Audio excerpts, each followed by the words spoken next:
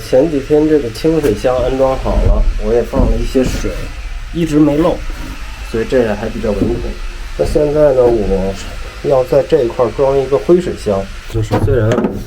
这个房箱面积很小，但是呢，灰水箱我还是要坚持要装。主要的原因就是我不想让我的房车旅行生活影响到其他人因为现在很多人房车无论是做饭还是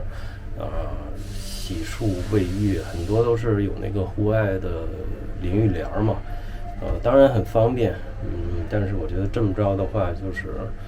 很不负责任，对别人很不负责任，方便自己，然后让其他人去买单。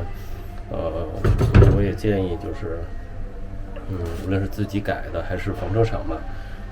希望能在设计的时候把这些，无论是对环境还是社会秩序，有影响的一些设计去取消掉这也是我为什么我要在这个位置装一个小灰水箱的一个原因。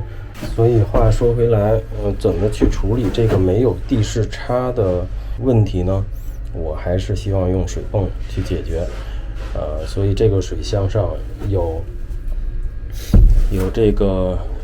排气孔，有进水的灰水呢，主要是淋浴的灰水，还有生活用水的灰水，2个口。然后在底部会装一个污水泵，这样的话，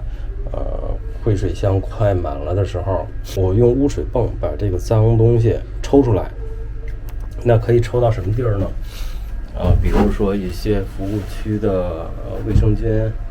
一些公共厕所，然后一些这个污水井吧，或者说生活废水井。因为呢，我这个灰水箱，是纯灰水。顶多就是洗菜、洗手、淋浴的一些这个生活用水，不会有什么因为我还有单独的这个便携马桶嘛，那个是纯黑水了，所以灰水箱里面的东西还是比较干净的这样的话去排掉一些这个生活废水井这个是 OK 的。那话不多说，第一步还是先把这个灰水箱上面钻洞。想有几个洞？1、2、3、4、5个洞。小小的灰水箱要钻5个洞。从这个点也能看出来，就是确实装这个不容易但是还是像那会儿说的，还是要尽力装一个，保护环境，然后方便自己，方便其他人。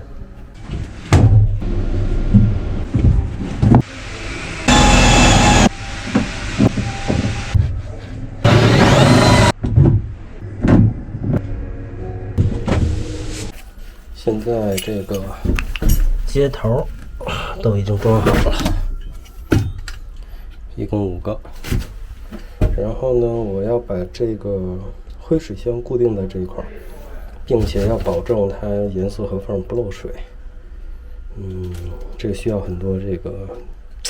比较精确的测量切割。